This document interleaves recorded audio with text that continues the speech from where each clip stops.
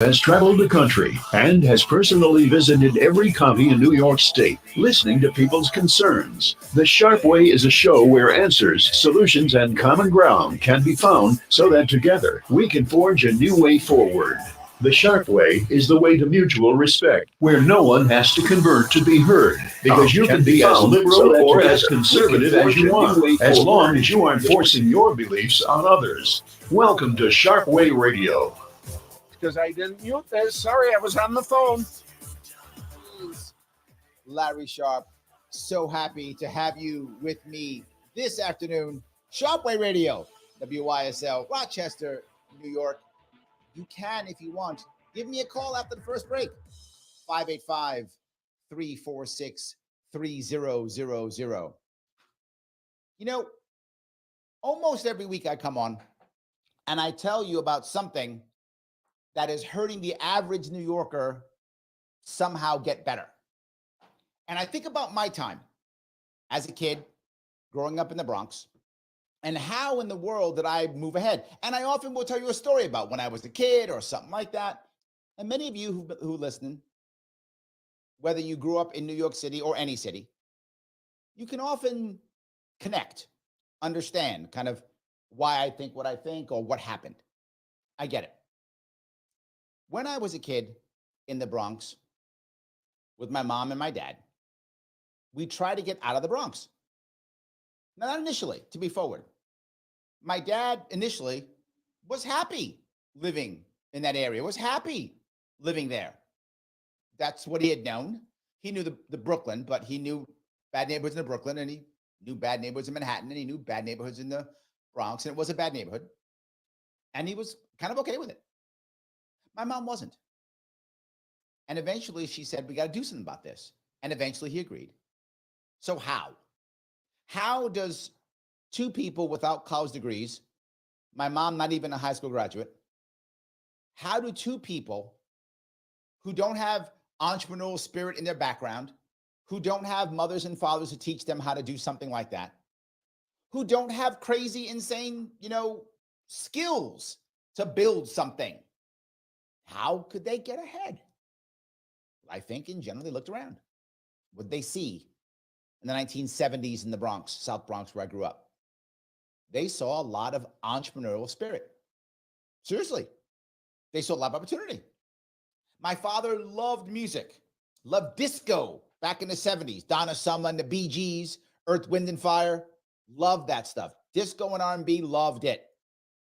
Would buy albums, records. For those of you who are a bit younger, that's how we used to listen to music. So yes, he'd buy those. So he decided to become a DJ. Seriously, run DJs, the whole deal, and would go on weekends and be in clubs. And my mom would go with him. They'd go together and go. And I was a latchkey kid, so I was a little kid, and I'd be at home by myself because that's how it was back then. So I'd be away, and they'd do their thing, and they'd come home late at night. I'd wake up and go see my parents, early in the morning, and whatever, move on. So we did. And my mom decided, well, I know how to clean. So she would clean offices and clean houses on the weekends for extra money too, and bring me along.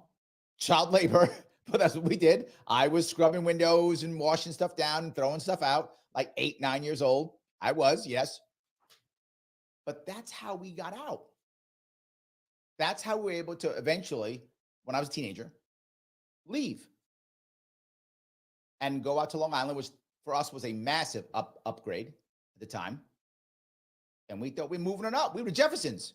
We're moving on up. Thought we were all good. Can that happen now? Sadly, I think not. I mean, I'm exaggerating. Can it happen? Of course. And it still does happen. I don't want to say that it cannot happen. I want to say the odds are against us. The odds are against the average American, the average New Yorker particularly. And here's the funny part. Everything they've put into place has been put into place to help. Well, in theory, has been put into place to help, right? I'm putting this rule, all this law, all this regulation in place because I care about the safety of the people around you. Well, what about their economic safety? What about their mental safety? What about the ability to feel like you can grow and be better? How about that safety? Is that something? Does that matter? Sadly, no. And I think we see that right now. We can look at the future. And what do we see in the future? Well, right now, our future could be China. Yeah. There is a very special thing happening in China right now. Some of you may know. Actually, there are many special things happening in China. I will speak of one of those special things. And one of those special things is what's happening with the young entrepreneurs. Sorry, that's the wrong answer. Younger workers, not entrepreneurs, workers, people in their late 20s, early 30s, who are either losing their jobs or feeling unfulfilled or whatever the case may be. Their economy is starting to have problems there too. What? Yes, they are. So now there are a whole lot of men in China deciding that they want to be delivery people. Happening here already. You see a lot of that here in New York City, New York State, a lot of people in delivery.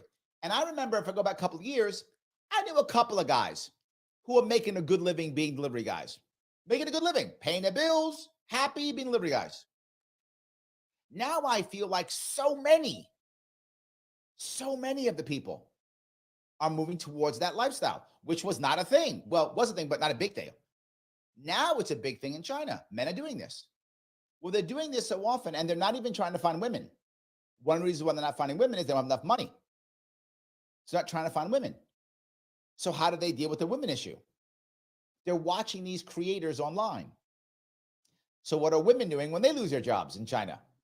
Becoming content creators. Yes, they're literally doing it. So the content creators are making content so the men can watch, and then the men watch, and then they make money to pay the content creators to deliver food. Well, who do they deliver food to? The content creators who are in their apartments. It's a circle, except it's a circle of one important thing. It's a circle with very little actual productivity. What are they creating besides just content for each other? It becomes insular.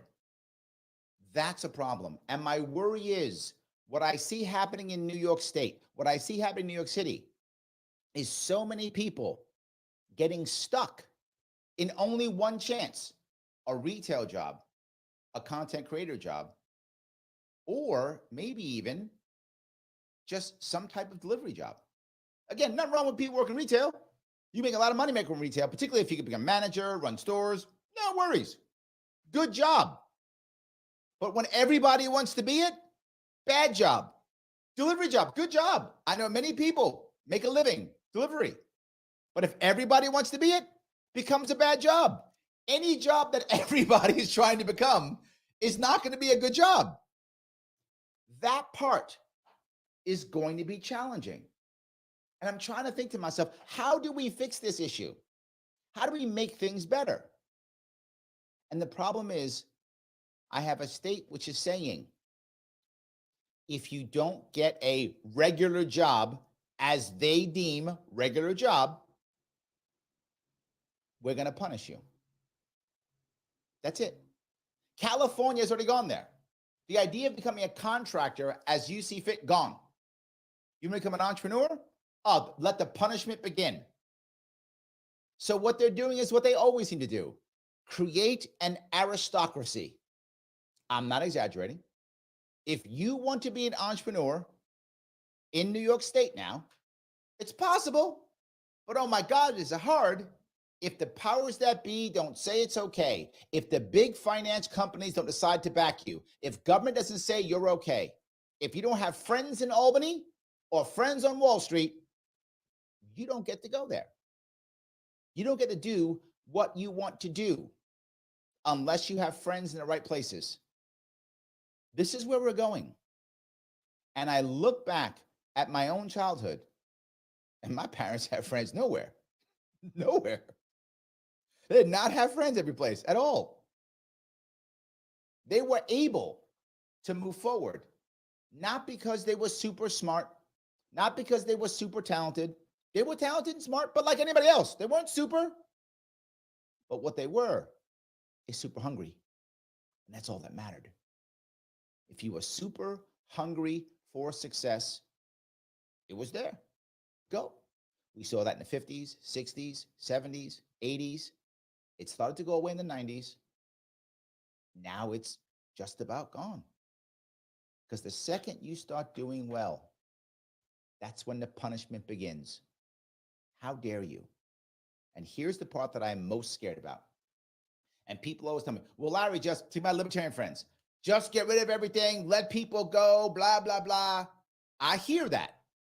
But my worry is, have we lost the institutional knowledge, the institutional culture, right? The institutional culture,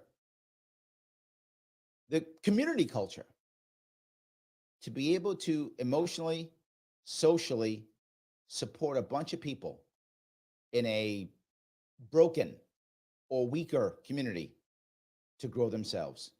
Or will we just sit there and wait for government to come? If you look at New York City now, there's literally hundreds of thousands of people still just waiting for government to come. Now, I know some of you might say, well, Larry, I don't like this cannabis stuff. I get it. I personally don't care. You know I don't. I'm libertarian. Do what you want to do. But even cannabis, in New York, they're fighting the government. We're going to have our stores anywhere. And they're fighting them too. They're fighting everything and pushing people into the black market, which now we punish entrepreneurs. This is driving me crazy. Am I wrong?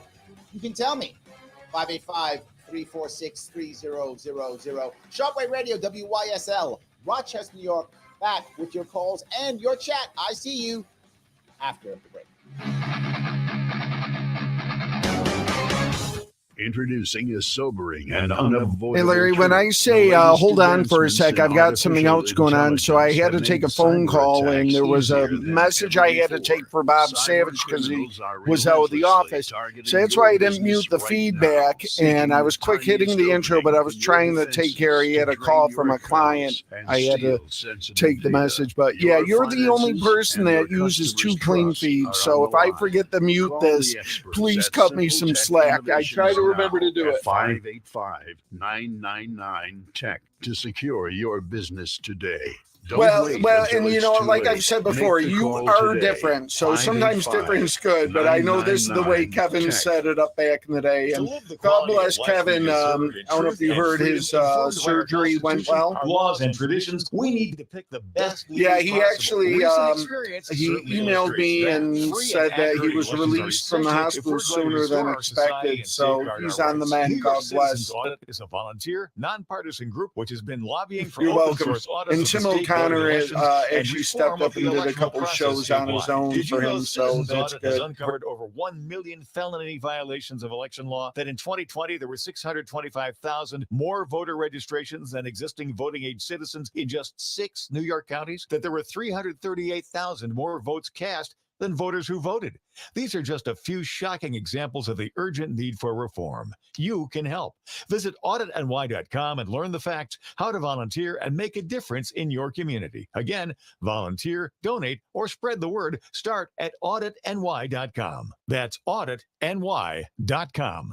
Sharpe Way Radio on the WYSL stations. It is Larry Sharpe here on Sharpe Way Radio, WYSL, Rochester, New York, 585-346-3000. Talking about people trying to get out of their negative situations financially, emotionally, socially, and how the government forces them into the black market, forces them into lying, scamming, whatever the case may be. I argued years ago that the war on drugs was a war on entrepreneurship, right? Now, maybe that's a push for some of you, but you get the idea. It's people trying to move ahead in a certain way. And the black market is growing everywhere. That's the problem, right? So when I ask the question, how can New Yorkers move forward? How can they make a living? Patty says, be a drug dealer, be a bank robber, be a criminal of some sort. Well, here's the point that I want to bring up. Those two that you brought up, the drug dealer and bank robber, I would argue one is better than the other, right? And some of you may think I'm crazy. You know which one I'm going to say? The drug dealer. Why is drug dealer better? Because the drug dealer is doing something consensual. The person is purchasing. That's better. And the drug dealer wouldn't be violent, wouldn't be as violent if he could do it outside the black market. How do I know that? You see it with the cannabis stores in New York City. There's no violence there. People are buying and selling their cannabis. The only violent people are the cops because they keep cracking down on them instead of leaving them alone. If the cops would leave the cannabis stores alone, they would be literally safe, regular drug dealers. They would be. It sounds crazy, I know. But the bank robber part, you got to probably pull out a weapon. Some people are going to get hurt. Not my issue. My point is, laws and jails should be for people that we're afraid of, not for people we don't like. It should be for people who will harm you, not for people who will do something you don't like. There's two separate issues there. And again, I'm the squarest guy in the world. Well, I'm exaggerating. The only drug I use is caffeine. That's it. I drink coffee. That's it. That's my drug of choice. I don't even drink. I don't smoke. Nothing. But who am I to judge you and say you can't smoke, you can't drink? Who am I to do that? You do that to yourself. If you think it's wrong, it's wrong. If you don't, who cares? So, any case, thank you for that, Patty. I appreciate that. So, yes. Gene said, I asked for my break at the poll to be at 1 so I could listen to you. Oh, Gene, thank you. That is so nice. I appreciate that. Anthony says, apparently gunsmithing is now illegal as a hobby in New York. The New York government says 2A doesn't exist there. For those of you who don't know the story, Anthony, thank you for that. You are correct. Another perfect example of this. You hit this perfectly. All right. Number one, there's a guy named Dexter Taylor here in Brooklyn, New York City, in Brooklyn. I did a whole show on it. If you care, you can head to my YouTube page, Larry Sharpe YouTube page, and look for Dexter Taylor. He was convicted of, I'm not sure what. Literally, the guy legally, I want to be clear, legally purchased firearm pieces and assembled them in his home as a hobby. He sold them to nobody. He offered them to nobody. The ammunition he had was non-existent. No ammunition. He was just, it was a hobby. He was going to become a gunsmith. He was considering this becoming a profession for him. So he was taking his time to figure this out, to say, hey, this might be a profession for me. I might want to become a gunsmith. Again, bought it on a credit card, legally, nothing illegal. But because our Queen Kathy, first of her name, destroyer of the Bill of Rights, she said, oh no, we can arrest him and put him in jail. Why? Because of the new ghost gun, which made illegal guns illegaler and added more illegal stuff and made everything illegal. So now just having things makes you a violent criminal. And he was convicted. And when he was convicted, some of you are going to go nuts when I say this, the judge literally said that the Second Amendment doesn't exist in this courtroom. She said, you can't use it here. It doesn't apply. He was charged with having guns. And she said to the jury, the Second Amendment doesn't apply.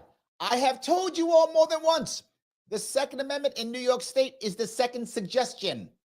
It has been destroyed in New York State. Perfect example of this. You might say, wait a minute, that guy had guns. He's going to sell them, right? No evidence of that at all. They didn't even charge him with that. He wasn't even trying to. He was trying to learn a trade on his own because he's brilliant. He was learning a trade on his own so he could go off and become a gunsmith. He was trying to make a living. By the way, his criminal record, clean. And they came in, kicked in his door with a SWAT team. I'm not joking. Kicked in his door with a SWAT team. Why? You could have arrested him on the street and then went in. Nope, you had to use a SWAT team. Because guns. Oh my God. Thank you for that, Anthony. This perfect connection. The guy's just trying on his own to figure out if he wants to become a gunsmith with his life. Now you might go, Larry, I don't want to be a gunsmith. It's not you, it's him. He thought that was a good idea. Let a brother get himself out of Brooklyn the way he wants to get himself out of Brooklyn. Why do you care? Not hurt anybody. Wasn't even selling them. And now he's convicted, and the odds are he will spend at least 5 years in jail. I'm sorry, in prison. Yes. By the way, he's in his 50s. Yeah, that is how bad it is. I am upset by that. Thank you for bringing this up. It does drive me crazy. Those whole pieces completely drive me crazy. Joe says, Larry's parents made him a libertarian. Home Alone and child labor for the win. Maybe, I don't know. Maybe it's true. I'm just saying it is a big problem. And for some reason, it wasn't seen as that bad back then.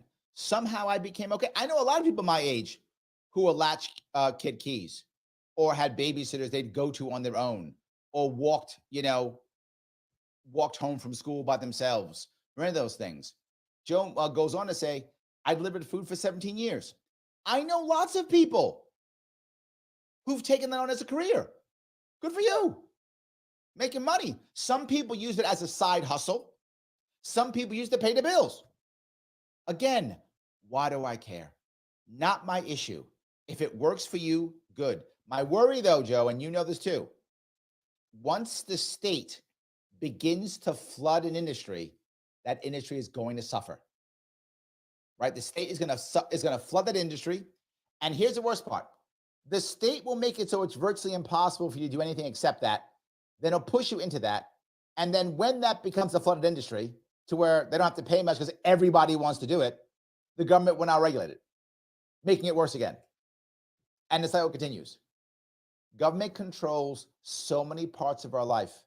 And I would ask you, if you've been on this planet for more than 30, 40 years, do you believe that all the government control that's happened in the last, say, 20 years, we'll just use 20 years, has it made our lives actually better? You might find a couple of things you might agree with. Oh, that's good, that's good. What about overall? I would argue no. Have you seen more of an entrepreneurial spirit or less? A whole lot less. And I'll go one step further. Even new people coming in, the migrant crisis coming in, migrants coming in right now. Even them, a lot of them are coming. Well, if you go, I'll go back 20 years on that too.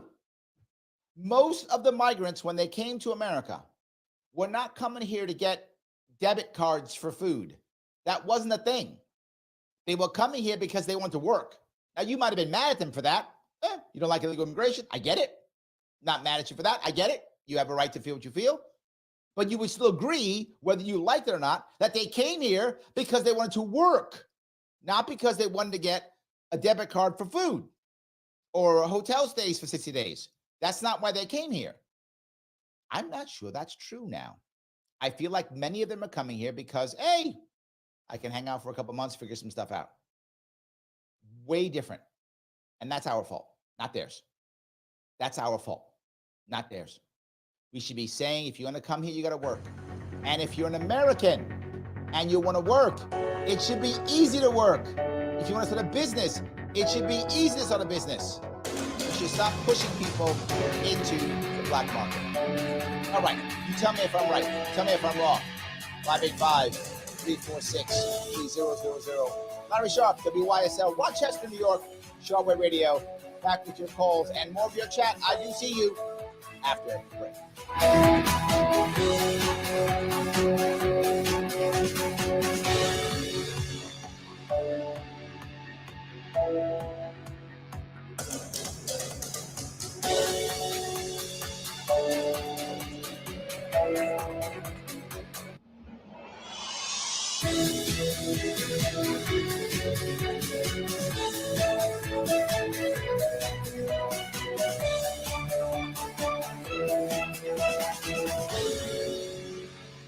Welcome, Olean. WYSL. Proud to be your local talk station for great conservative all-American programming.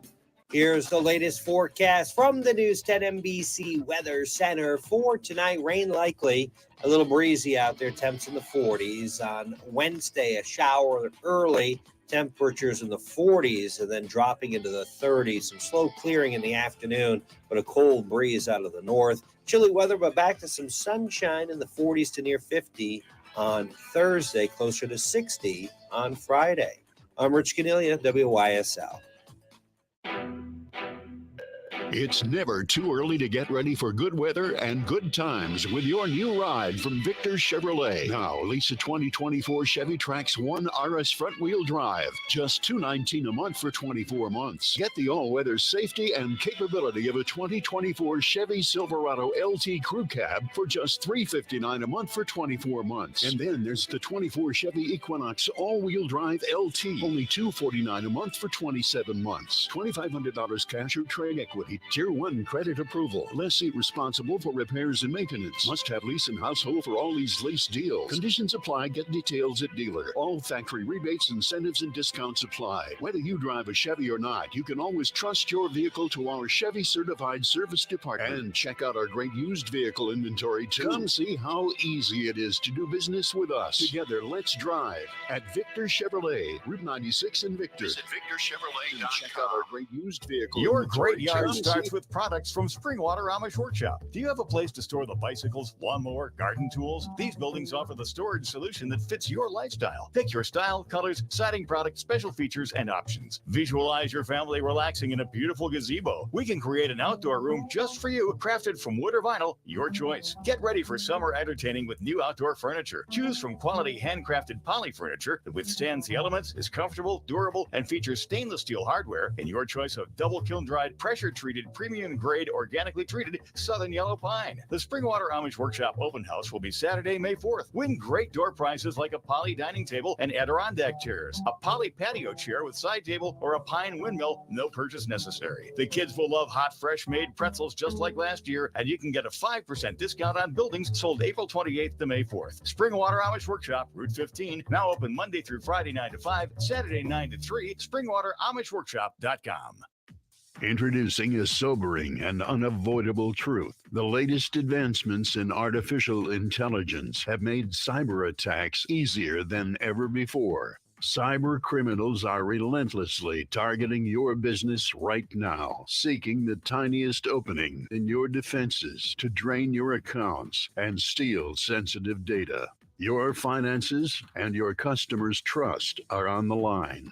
Call the experts at Simple Tech Innovations now at 585-999-TECH to secure your business today. Don't wait until it's too late. Make the call today. 585-999-TECH. Baskin Livestock's success in recycling food waste into animal feed comes from a focus on growth and a belief that there's value in what others are tempted to discard. Their bank feels the same. While other financial institutions cycle through business relationships, Tompkins Bank knows the best things are worth preserving and lead to long-term growth. Tompkins, your bank of choice. Find out more at tompkinsbank.com. With warmer weather on the way, trade in those noisy, heavy window AC units on a new central air system at Turnbull. Get $250 each for old window units, up to $1,000 maximum. Save energy, reduce noise, increase your home's value. Get no interest for 60 months on all new equipment. Be cool. Call for details, 501-9100, TurnbullHeating.com. You'll be comfortable with the best. Turnbull Heating and Air. Just like a winning team, Medicine Golisano Children's Hospital medical staff combine skills to save lives. Okay, we have two callers. First will be Keith from Rochester, and then second will be Mike from Rochester. Supports groundbreaking research and provides top-notch training for the next generation of pediatricians. Help us make even more remarkable advances happen at Golisano Children's Hospital. Join us and be part of the journey towards a brighter future for children in our region. I'm Carmen Leonardo, licensed associate real estate broker with RE/MAX Realty Group. Rely on my exceptional skills to get the best deal for your real estate transaction. Thinking about buying or selling? Call or text Carmen Leonardo, 585-233-4119. Sharpe Way Radio on the WYSL stations. Oh, yes, it is Larry Sharpe here on Sharpe Way Radio, WYSL, Rochester, New York. 585-346-3000 is the number to call. Talking about opportunities in New York, how people can move ahead, and what the government's doing or not doing to make that harder or easier. Grab a couple calls if I could. I'm going to start, if I could, with Keith. Keith, how are you, sir? Yeah, you said it correctly. There is another caller behind me. So for what I'm about to say, I'll give credit where it's due. Earlier this year, the good enough conservative commentator, Mr. Bill O'Reilly, was asking people, what is a sure sign that a country is probably, to say it, in collapse? And the answers that anyone might think of are not the easy ones that would come right up front. And Mr. O'Reilly gave the answer, and it's correct. It's when you start to really notice any country's legal and justice system really in decline. And I think for you, Mr. Sharpe, all of the topics you bring up, even though today's may not have to do with exactly that, the overall legal and hoped for justice system. I think if everyone in your audience were to pick up on your narrative, Mr. O'Reilly is definitely correct. In closing, our country is in serious decline legally, whether it's law warfare like they're waging against Trump, whatever you think of him, etc. But to bring it full circle, when you have the justice system collapsing and everything you've been talking about today, sir, I think if you'll really look at it in a meaningful and rational way, everything you stated today, every topic touches on the legal system, and we are in serious decline. And that right there answers your overall question, why we can't get ahead today with every regulation from government and the legal system being turned against the American people. Thank you. Bye. Thank you, Keith. I agree. And let me touch a couple of those pieces. I think you're right. And I will focus on a couple of things. This, I think, is the overall issue. And this is going to sound conservative of me. So some conservatives are going to like what I'm saying. But I believe it. We have ignored for many years the Constitution and Bill of Rights. For many years. And what I mean by that is no one is using that except sometimes Supreme Court. That's it. I mean, there's no other institution doing it. This is to Keith's point. The legislators make laws. The brain dead, empty suits that we have in the Assembly or in our Congress, when they make laws, they don't care about the Constitution at all.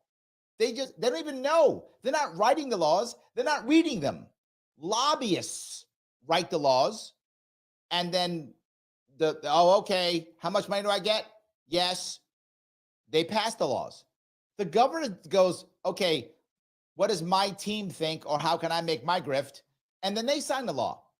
So now it's a terrible law.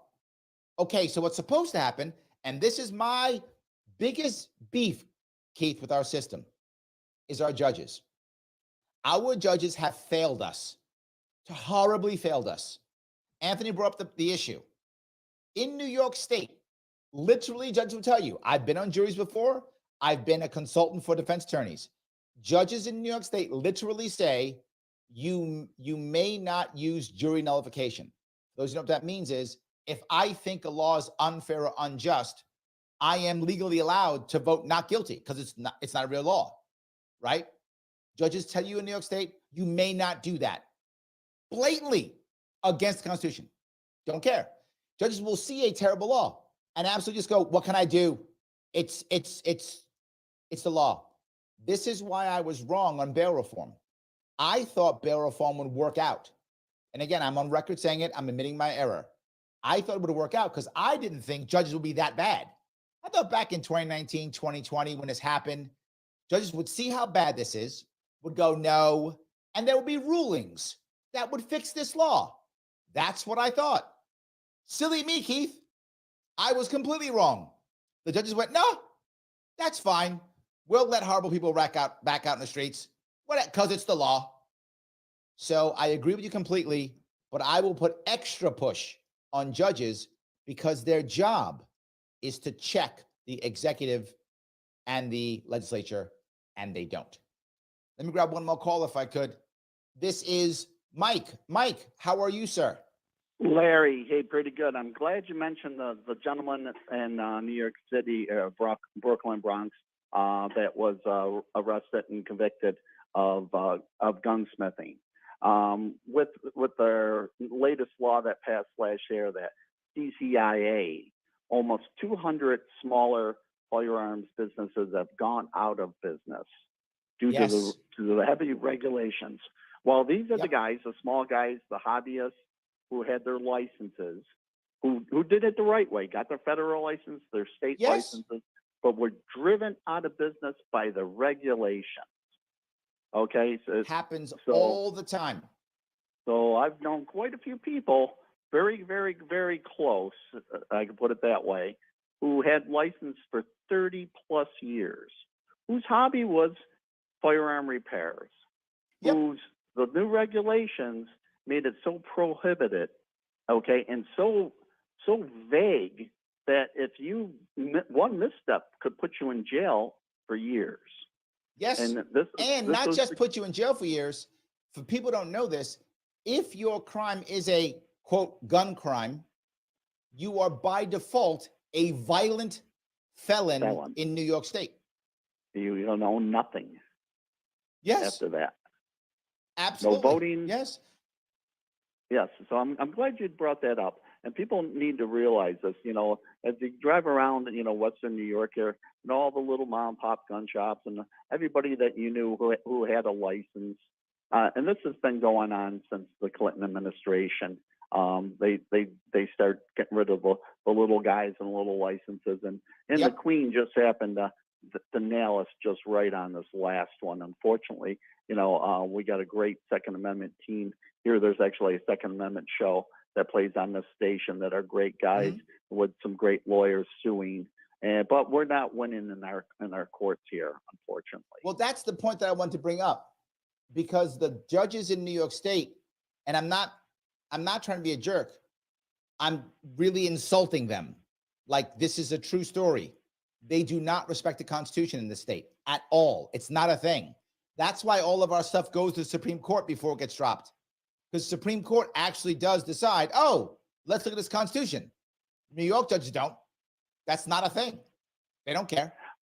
Even with the Supreme Court, we won the Supreme Court case, the Brewing case. We won. Yes. And we got screwed even harder. So No, what happened was, this is what I'm talking about when I talk about New York State. The Supreme Court said your gun laws are unconstitutional. And our Queen said, oh, is that right? Here's 10 more. And Mike, I'm not joking. She literally made 10 more gun laws after that. I know. Yes. It's insane. I can recite every one and the penalties for there every we one. go. Yes. That's what's so crazy about it. Mike, you are absolutely correct. And most who don't see that, right? Particularly if you live in a city. If you live in a city, you don't think of local gunsmiths. It's something because it doesn't exist in cities. But once you get out of a big city, it's a thing. I agree. I've seen it many times, right? I've traveled across New York State. So I actually know. I have seen small mom and pops all over the place. There's a little sign out front. Says, need some repair? Come on in. That kind of thing, right? Of course, they got a license. They can do it. And what's wrong with that side hustle? What's wrong with that? Someone deemed it evil. Well, the city of Rochester drove us out with a one mayor. People who used to be able to do it in the city limits drove us out with one boat. Said no more firearms. Well, here's the best part, Mike. In the city limits. Is once they did that, here's the best part. Once they did that, then Rochester became completely safe, and there was no violence whatsoever in Rochester after that, right? Completely safe. Exactly. Yes. No, there's no violence in Rochester at all now because of that law. Nope. Oh no, it's the safest place in the whole country. Absolutely. All right. 100%. Larry, thanks a lot. Thanks, Mike. I appreciate it. Well, this goes back to what I keep saying. The more we have a war on entrepreneurship, the more people get angry, the more people fight, the more people want to become violent. And you go, wait a minute, Larry, are you going to link this to violence? I am. For two reasons. Number one, if you're able to do your business in the regular market where you can have cops and courts, well, several things happen. Number one, you don't need violence. You have cops and courts. You don't need street justice. But not just that. Cops don't want to be busting people who aren't bad guys. Cops want to go after bad guys. Well, if you stop making cops go after like some guy who's trying to just fix guns in his house, not hurt anybody, doing it, back and forth, people paying money, fixing his gun, whatever. A cop doesn't want to break that guy's, door down. He'd rather go after a bad guy. So less cop interactions with non-bad guys and more cop interactions with bad guys. There we go. Kind of everybody's happy but the bad guys with that plan. Right now, our current plan, the only people happy are the bad guys. Cops aren't happy and the regular person isn't happy. So absolutely, I want to focus on that. But a second piece on top of that, when people can't express themselves, when they can't be heard, they resort to violence. I don't want violence. I know some people don't care. I do. I don't want violence. I want more people speaking about what they feel and making this happen. That's what I would like. But there was something else I want to bring up. I'm going to go back to what Keith said. I wanted to grab Mike, but now I'm going to go back to what Keith said. Keith had a very interesting question. How do you know your culture is falling? Well, there was someone else who talked about the Roman Empire, and he brought up another idea. He said one of the signs you could tell that Rome was falling is because people forgot what it meant to be Roman. To be Roman, what was that? Now, Romans were different in citizenship than we are. We're much more open with our citizenship. I'm not against that. But the Romans were very much harsher on their citizenship. Who's a citizen, who's not, what a citizenship meant, what it meant to be Roman, all those things. And you might go, Larry, you talking like a cultural issue, like you got to be Christian or you got to be Jewish or whatever. No. What it meant to be American, I think it's supposed to still be the same, was to believe in everyone's basic freedoms and basic liberty and basic ability to try to move forward. It was life, liberty, and the pursuit of happiness. Everyone deserved life, everyone deserved freedom, and everyone deserved the ability to pursue happiness. Not happiness. Americans are not guaranteed happiness. We are guaranteed the pursuit of happiness. That's what it has meant to be an American. I'm not sure that's true anymore. So I say Keith is correct, but I'm going to do an and. On top of that, have we forgotten what it's about to be an American? If we have, we're in trouble. 585-346-3000 is the number. YSL, Rochester, New York, Sharpe Way Radio. Back with your calls and your chat after the break.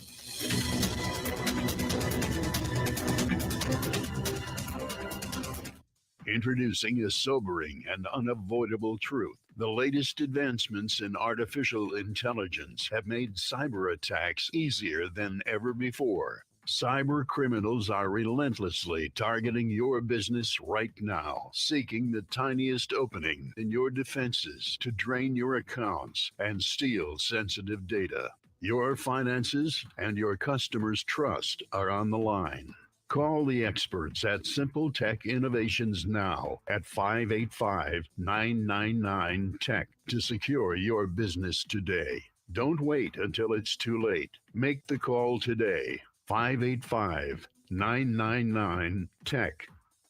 While many local collision and repair shops have been gobbled up by national chains with their impersonal touch, Flower City Collision remains locally owned and operated. The shop was started by a local veteran who taught his son Zach the basics in customer service and providing customers value. Flower City doesn't work with a specific insurance company. They want to be your advocate. If you need a repair, reach out to Zach at Flower City Collision in Henrietta. He will work with your national insurance company on your local behalf to ensure you get the repair you need done right. Avon Gun and Hunting Supply, a locally owned and operated gun shop here for your hunting needs. With changes in New York State laws, they'll work with you to fulfill your needs. Open from 10 a.m. Tuesday through Saturday, Avon Gun, East Main Street, next to Tompkins Community Bank. Livingston County Pizza Company and Gluten-Free Bakery has a great deal on Tuesdays. A large 4-topping pizza for $18, regular or gluten-free. Call 226-9575. Open Tuesday through Sunday. Livingston County Pizza Company and Gluten-Free Bakery in Avon. Sharpe Way Radio on the WYSL stations. Oh, yes. It is Larry Sharpe, WYSL, Rochester, New York. Sharpe Way Radio. So glad you gave me a small chunk of your afternoon. We have been talking about how people are being pushed into the black market or pushed into helplessness by governments that's supposed to be helping us, but doesn't look like it at all. Absolutely. I want to grab a couple comments from Mike Voss, who's watching. He says, across the country, jury nullification is info denied to juries. That is correct. You have a right as a juror to say, you know what? No, not guilty. The power of the juror is more powerful than the judge. And by the way, you cannot be punished for that. I'm not making that up. If you ignore the judge's rules and say, I'm going to vote not guilty because it's not a crime. Now, to be clear, I'm not saying you should let guilty people go. I'll give you an example of what I would do. This is my view. Some of you would not agree with this. Some guy robs somebody with a gun and steals their cannabis. And he gets charged with multiple crimes for the gun, crimes for the robbing, and crimes for the cannabis. In my view, the cannabis is not a crime. In my view, gun's not a crime. Robbing someone's a crime. I would not guilty for the cannabis crime, not guilty for the gun crime, guilty for theft. Assuming he did it, obviously. Assuming they proved it, right? Assuming that's true. Yeah. Put him in jail for stealing. Stealing is against the law. Robbing people is against the law. Having a gun should not be a crime. I disagree with it. Having cannabis should not be a crime. Robbing people is. Roger. So why is he going to jail for 30 years when he probably should go for 2 or whatever the case may be? So I do think that's important. Mike goes on to say, progressive judges put in place by progressive officials and Hochul follows Biden in actively violating the law SCOTUS for negative impact, training on the public until overturned. It's Pavlovian.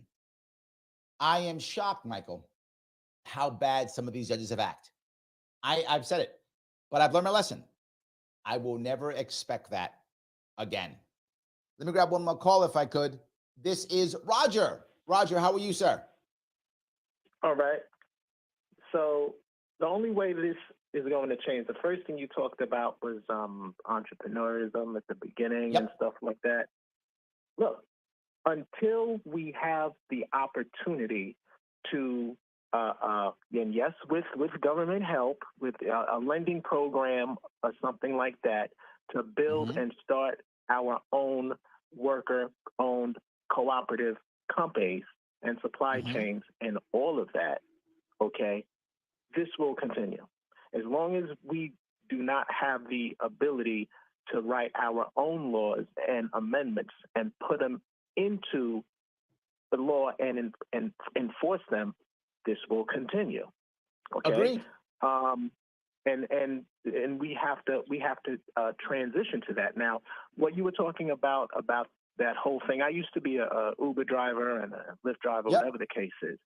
that whole thing about the independent contracting thing, that is really half and half. Because when I was driving for Uber, we were trying to get labor law protections. Okay. Mm-hmm.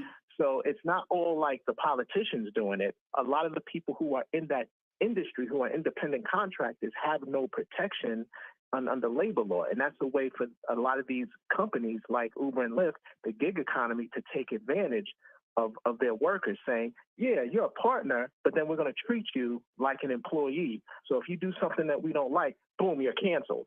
You know what I'm saying? You're off the platform. No, I'm not against any of those. But what I would like in my perfect world, two things I want to bring up, Roger. One, I agree with you. I think the idea of supporting co-ops and workers' ownership, I'm about ownership, period. I want people to own their own jobs. I want people to own their own companies. I think worker co-ops are a wonderful idea. I'm in. No argument for me whatsoever. When it comes to the contract piece, the contractors, what I would like to have in my perfect world, which this is what I think we should be having, is unions for contractors. And then the unions can fight. That to me is a better way of doing it than having government regulate, because government just destroys. If we were able to support unionized drivers, well, they can argue for any way they want, right? Look, we have the vehicles, we have the cars, we have the skill set. Join our union, and we'll make sure we get treated effectively. I think unionization was the answer for that. Do you think I'm wrong? I go beyond unions and go toward worker cooperatives, because unions are great, but they only give you leverage in the workplace. You have no ownership. When you're a worker cooperative, you have full power. Agreed. If we would support more of that, and I go one step further, if we would support localism, even in that. Of course. Yes, of course. I think we're on the same page. Is local, right? Yes. Well, hold on. Now, politics should be local, but the politicians try to always make it national, so you ignore local. 2 minutes. Yes, because it's a lazy way of getting you to vote for their party, because they attach you, which is why I want to abolish political parties, to make the politician unconnected with what some clown did at the state or federal level. Oh, you got to answer for that, and that's your party. It's like, oh, I really got to answer for that. Okay, let me do this bad faith defense of these clowns that are in my party. Whereas you have no parties, oh, that's him. Hold him accountable. I ain't got nothing to do with that. That's correct. I agree. Roger, thank you so much, my friend. I appreciate it. All right. Look, I am always about ownership. Always about ownership. The more people, and again, I'm going to be clear on this. You shouldn't have to own things if you don't want to. Some people get upset and go, well, Larry, what if I don't want to own stuff? What if I just want to have a job? Wonderful, right? Maybe you don't know what you're doing right now. You're restarting your life for some reason. You had a divorce, or you had a problem, or you're just young and you're restarting your life. No worries. Own what you think you want to own, but you should have the option to own to the best of your ability. You should have the option to work for a company that's a co-op if you want to, or one that's a regular standard employee-employer relationship. I do not think the whole world should be co-ops. I think we should treat co-ops the same as any other business. We should encourage them, encourage ownership. And people who want it can do it. People who don't. Sam brings up, if workers in my company try to steal my company from me, I would not be pleased. Yes, they shouldn't steal it. Options, Sam. Options. Always choice, always freedom. I am so happy you guys gave me a chunk of your afternoon. I will see you all very soon.